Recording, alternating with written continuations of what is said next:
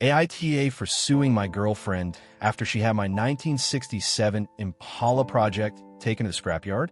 Alright, Reddit, I need some outside perspective here because I'm honestly losing my mind over this whole situation, and I can't tell if I'm being reasonable or just letting my anger get the better of me. This is going to be a long one, so bear with me. I'll try to keep it as clear as possible, but I'm still pretty heated just typing this out. For context, I, 28M, have been working on a 1967 Chevy Impala 4-door as a restoration project for the last year and a half, and my now ex-girlfriend, 26F, did something so unbelievable that I'm seriously considering taking her to court over it. Her friends and family are blowing up my phone saying I'm the asshole for not letting it go. So I need to know, AITA, let me back up and give you the full picture. I've always been a car guy. Growing up, my dad and I used to spend weekends tinkering with his old Mustang in the garage, and those are some of my best memories. It wasn't just about the cars, it was about the time we spent together, the satisfaction of fixing something with your own hands, and the pride of seeing a project come together. After he passed away a few years ago, I promised myself I'd carry on that passion. In February 2019, I found this 1967 Impala 4-door on a local listing for a decent price. It wasn't in great shape, rust in a few spots, engine barely running, interior gutted. But to me, it was perfect. A blank canvas. I've sunk over $11,000 into it since then, between buying the car itself for $1,500, new parts, engine components, suspension, wheels, you name it, and some professional services like sandblasting and welding that I couldn't do myself. That's not even counting the countless hours I've spent researching, sourcing parts, and working on it. This car was my baby, my therapy, my connection to my dad.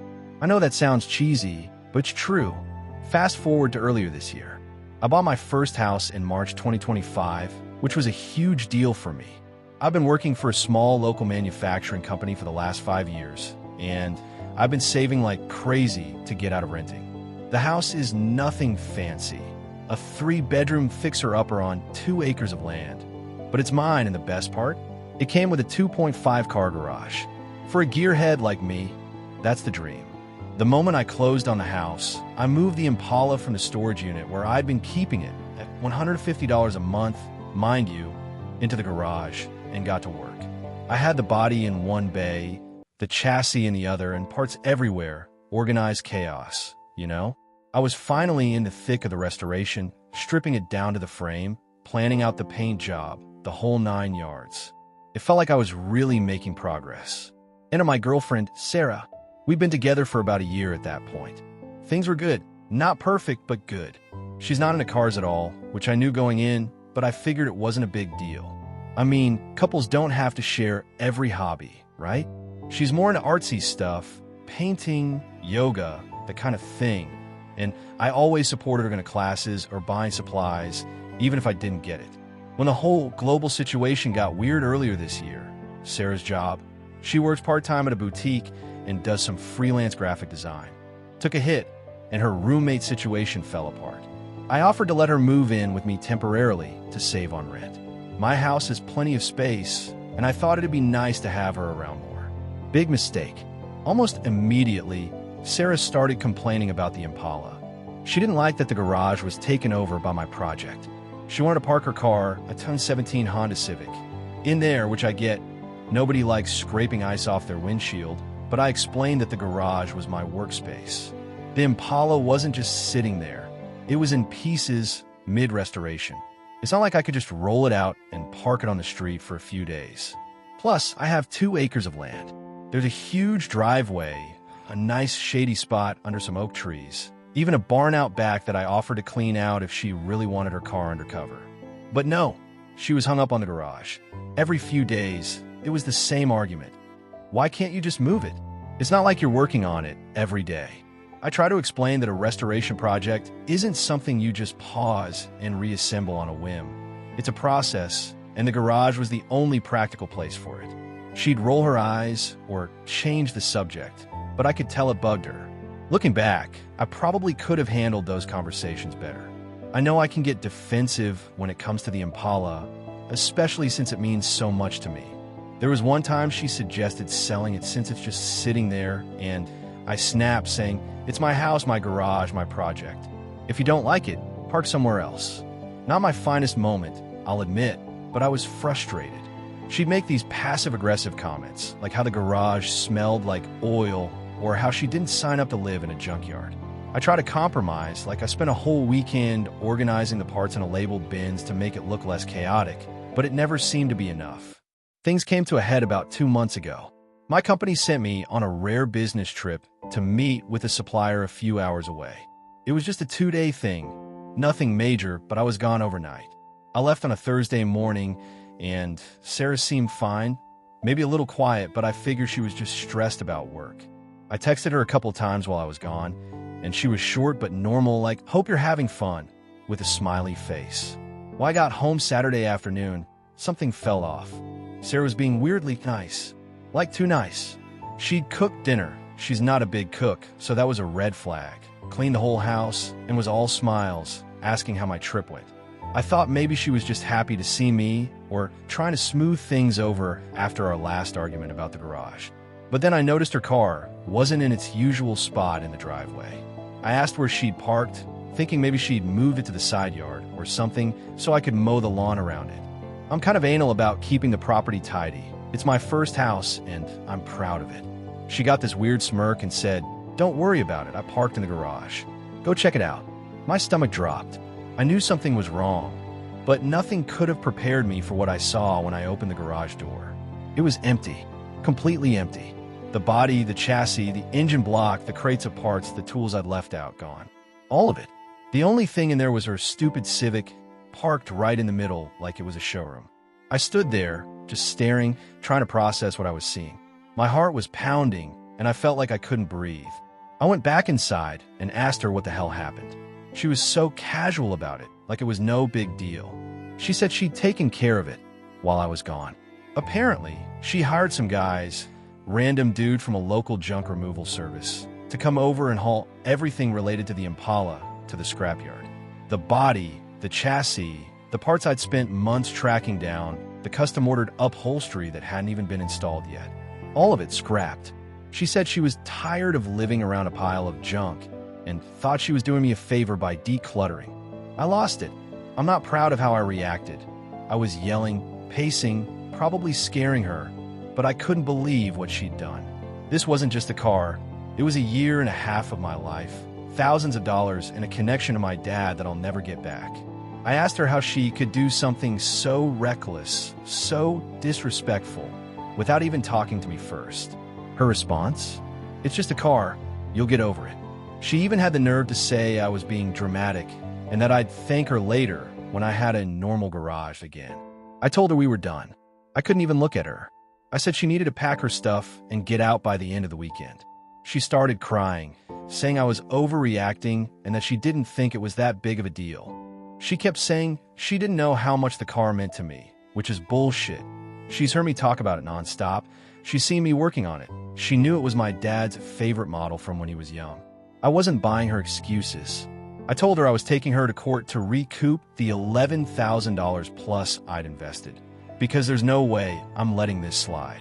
She laughed it off at first like she thought I was bluffing, but when she realized I was serious, she got mad and stormed out. Here's where things get messy.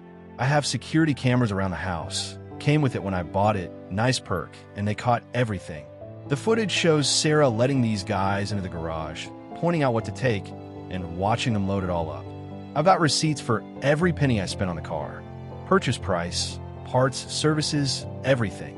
I contacted a lawyer the next day, and he thinks I have a solid case for property damage or conversion or something like that. I'm not a legal expert, so I'm trusting him on this. I also went to the scrapyard to see if I could salvage anything, but they'd already crushed most of it.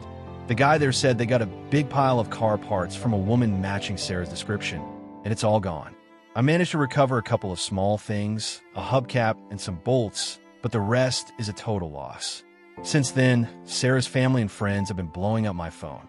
Her mom called me, sobbing, saying I'm ruining her daughter's life over a stupid car. Her best friend sent me a long text about how Sarah can't afford to pay me back. She's not exactly swimming in money. I'll give them that, and that I should be a man and let it go. They keep saying it was just a rusty old piece of junk and that I'm making a big deal out of nothing. Even one of my buddies, who's usually on my side, said I might be going too far by suing her since she's not exactly rich and maybe I should just cut my losses. But I can't. This wasn't just about the money. It's about the principle. She didn't just throw away my stuff. She threw away something I poured my heart into, something that mattered to me more than she'll ever understand. And she didn't even have the decency to talk to me first. I've been gathering all my documentation, receipts, photos of the car before it was scrapped, the security footage, and I'm heading to the police station later today to file a report, like some of you suggested when I posted a shorter version of this on another sub. My lawyer says it'll help strengthen the case. I'm not trying to ruin Sarah's life, but I can't just let this go. That car was more than a pile of junk. It was a dream, a memory, a piece of me. And yeah, I'm pissed, but I think I'm justified. So, Reddit, aita for suing her? Or am I letting my anger cloud my judgment? I just want some clarity before I go through with this. Edit. Wow, I didn't expect this to blow up like it has. Thank you all for the support, the awards, and the advice. It means a lot to know I'm not crazy for feeling this way. I got another call from Sarah's mom about an hour ago, and she was laying into me, saying I'm heartless for dragging her daughter through the mud over a car. I told her Sarah made her own choices, and I'm just trying to get justice for what she did. I'm sticking to my guns. I've got all my receipts and footage ready, and I'm meeting with my lawyer again tomorrow to go over next steps. I'll keep you guys updated if anything big happens. Thanks again for having my back. Update. aita for suing my girlfriend after she had my 1967 Impala project taken to the scrapyard. Hey Reddit, I'm back with a massive update on the whole disaster with my ex-girlfriend Sarah and my 1967 Chevy Impala. First off, thank you all so much for the support on my original post. Your comments, advice, and even the awards kept me grounded when I was losing my mind. I promised I'd keep you updated, and holy crap, do I have news. This is going to be a long one because a lot has happened, and I'm still processing it all. I'm still wondering if I'm the asshole for pushing forward with legal action, especially with everything that's gone down. Let's get into it. So, after my last post, where I explained how Sarah had my Impala hauled off to a scrapyard while I was on a business trip, I took your advice and headed to the police station to file a report. I went last night, but they told me to come back in the morning because the officer who handles property crimes wasn't in. I was annoyed, I just wanted to get it done, but I showed up first thing today, ready to go. I brought everything I had, a folder full of receipts for the $11,000 plus I'd spent on the car, including the $4,500 purchase price and all the parts and services, the title in my name, a USB drive with the security camera footage of Sarah letting the junk removal guys into my garage, and even a photo album I'd put together of the restoration process. I'm kind of nerd about documenting my work, so I had pictures of every step, tearing down the body, rebuilding the suspension, you name it. I figured it'd help prove what was mine. The officer I met with was super professional, but clearly shocked when I laid it all out. I explained how Sarah moved in with me a few months ago, hated the car taking up the garage, and decided to solve the problem by having it scrapped without my permission. I showed him the footage of her directing the guys, pointing out the chassis, body, and crates of parts like it was just trash. He watched it twice, shaking his head, and said this wasn't just a civil matter. It could qualify as grand larceny or even grand theft auto since the car's value was way above the felony threshold. Apparently, it's around $7,000 in my state. He took copies of everything, receipts, title, footage, and said they'd be reaching out to me, Sarah, and the junkyard soon. He also mentioned they'd try to recover whatever they could, but he warned me that scrapyards move fast, and most of it was probably crushed. I left feeling a mix of hope and dread, like maybe I'd get some justice, but probably not my car back. Then, this afternoon, I got a call from the police, and I'm still shaking as I type this. They found my goddamn CR. I couldn't believe it. Apparently, the cops went to the junkyard to ask questions, and the guys there were acting super sketchy. Turns out they were in the middle of hiding the Impala when the police showed up. The officer said they had the chassis and body on a forklift, about to stash it behind a huge pile of other cars in some back corner of the lot, like they knew they were doing something wrong. The junkyard guys tried to claim it was theirs and said they had the title, but when the cops asked to see it, they conveniently couldn't produce one. The police checked the VIN on the chassis and body, and it matched my title perfectly. It was my car, no question about it. I'm still in shock that it wasn't crushed. I thought for sure it was gone forever. From what the officer told me, at least one person at the junkyard has been arrested. I'm not sure if it was the boss or just one of the workers, but I think it's one of the guys in my security footage, based on the description. They didn't tell me the exact charge, something about theft or receiving stolen property, but they said the investigation is ongoing, and they're looking into this junkyard for other vehicles that might have been reported stolen. Apparently, this place has a reputation for being a little shady, which makes me wonder what else they've been up to. The officer said they're still trying to piece together how it all went down, like whether Sarah told them it was her car or if they just didn't ask questions. Either way, it's a mess, and I'm just glad the police moved fast. As for Sarah, they haven't been able to reach her yet. They've tried calling her and stopping by what I assume is her mom's place, where she went after I kicked her out, but she's either dodging them or legit not there. I'm not surprised. She's probably freaking out now that she knows the cops are involved. I gave them her number and her mom's address, so they'll find her eventually. Part of me feels bad for her because I know she's not some criminal mastermind, but then I remember her standing in my garage, smirking about decluttering, and I'm over it.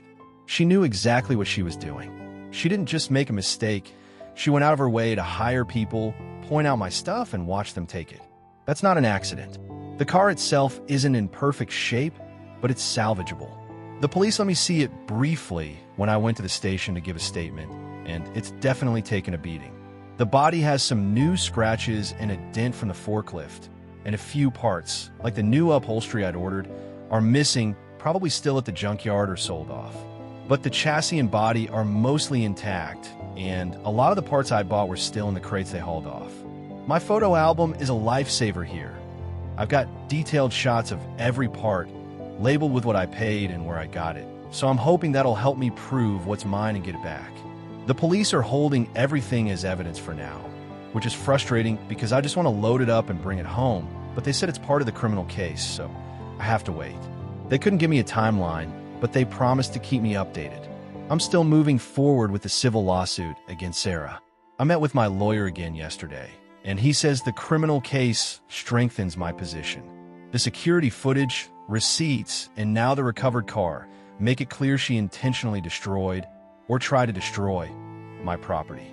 He's talking about filing for damages, not just for the $11,000 plus I spent, but also for the time and emotional toll. I had to take a day off work to deal with the police and lawyer, which isn't cheap, and I've barely slept since this started. Plus, there's the principle of it. She can't just get away with this. I'm not trying to bankrupt her, but she needs to face consequences. My lawyer thinks we can settle out of court if she's smart, but if she keeps dodging the police, I'm not sure that'll happen. Sarah's family and friends are still blowing up my phone, and it's getting old. Her mom called me again last night, crying and saying I'm heartless for dragging Sarah through the mud over a stupid car. She said Sarah's devastated and didn't mean to hurt me, which I don't buy for a second. I told her mom that Sarah made her own choices, and I'm just trying to get justice. Her best friend sent me a novel of a text, saying Sarah can't afford to pay me back and that I should drop it now that the car's been found. She even had the nerve to say I'm lucky it wasn't crushed, like I should be grateful for Sarah's screw-up. My buddy Mike, who was on the fence about the lawsuit before, called me after the car was recovered and said, "Dude, she's unhinged. Sue her ass." That made me laugh for the first time in days. I've been getting a lot of messages from Sarah's circle, and it's a mix of guilt trips and straight-up insults. One of her cousins texted me, saying I'm petty and making a big deal out of nothing because the car's back now. I replied, "If someone threw out your entire art collection, would you just let it go?" That shut them up, but I'm sure I'll hear more. Even my mom, who's usually pretty chill, is pissed on my behalf. She said Sarah's lucky I'm only suing and not pressing charges myself, though the police are handling that now. The whole thing has been such a roller coaster. One minute I'm furious, the next I'm relieved the car's not gone, then I'm back to angry when I think about Sarah's smug attitude. I'm trying to stay focused on the next steps. I'm meeting with my lawyer again tomorrow to go over the civil case and how it ties into the criminal investigation. He says we might be able to push for restitution as part of any criminal penalties Sarah faces, which could cover some of my losses without a separate lawsuit. I'm also waiting to hear from the police about when I can get the car back. I'm worried about the condition of some of the parts, especially the engine components, which were precision machined and not cheap, but I'm hopeful I can salvage most of it. I've been flipping through my photo album, matching up parts to make sure I know what's missing. It's tedious, but it's keeping me sane. The emotional side of this is hitting me hard. I know it's just a car to some people, but it's so much more to me. It's not about the money, though $11,000 isn't pocket change. It's about the time, the memories, the connection to my dad. Every time I worked on that car, I felt like he was there with me, like we were back in his garage with the Mustang. Sarah knew that. She heard me talk about it, saw how much it meant. For her to just throw it away like it was nothing feels like a betrayal. I keep replaying our last conversation, where she said I'd get over it. I don't think I will, not completely. So, Reddit, aita for sticking with the lawsuit. I know the car's been recovered, mostly, but I'm still out time, money, and a lot of emotional energy. There's also the damage to the car, the missing parts, and the fact that Sarah hasn't even apologized, just hid from the consequences. Part of me wonders if I'm being too harsh, especially if she's facing criminal charges now. But then I think about how she didn't even hesitate to destroy something I loved, and I feel justified. What do you think? Am I going too far? Or is this what accountability looks like? Thanks again for all the support. It's been a lifeline. I'll keep you posted on what happens next. Edit. Just saw the new comments coming in. Thank you. A few of you asked about the car's condition. It's got some scratches and a dent from the forklift, and a few parts are missing, but the body and chassis are mostly okay. I'm hoping to get a full inventory soon. Also, my lawyer says the junkyard might be liable too, depending on what the police uncover. I'll update again when I know more.